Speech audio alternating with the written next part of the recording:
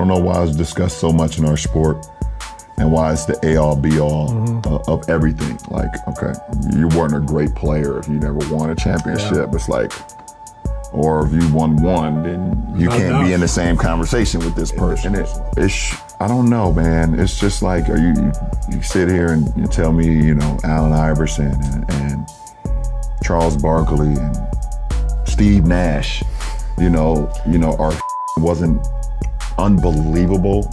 Like, oh, they can't be talked about or discussed with these guys because this guy won one ring or won two rings or one, like, it's just weird to me. It's like saying Peyton Manning can't be in the same room with Brady or Mahomes because he only has one ring. They don't never discuss that. And they're telling me that Dan Marino is not the greatest slinger of all time. I don't know. Did Barry Bonds win a World Series?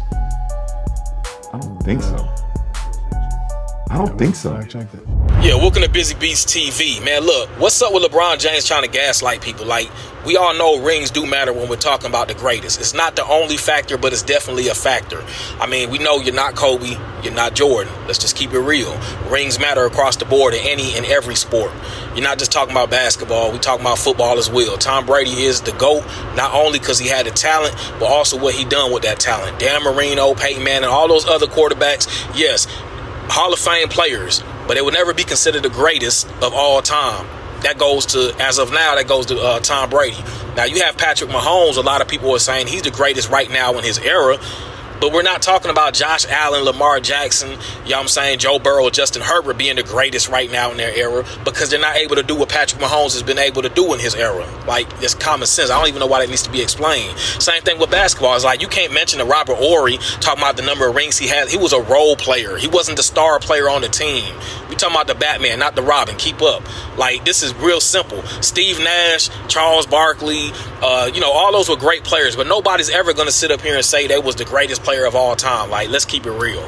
But y'all let me know what y'all think, man. Be easy, be blessed. Then I would have said, LeBron, why did you leave Cleveland and go to Miami? Chasing rings. Cleveland! You're the one who did it. You're the one who ran away. You're the one who put together a super team so that you can win rings. Not two, not three. That's right. Not four, now he's saying, not listen five, to this. Not six. Is he talking not about seven. being a great And when I player? say that, He's I talking really about believe it. winning rings because that's what he wanted to win. Such a phony. I'm so tired of hearing this. Where this ring culture came from and why we use championships to equate to rankings of players.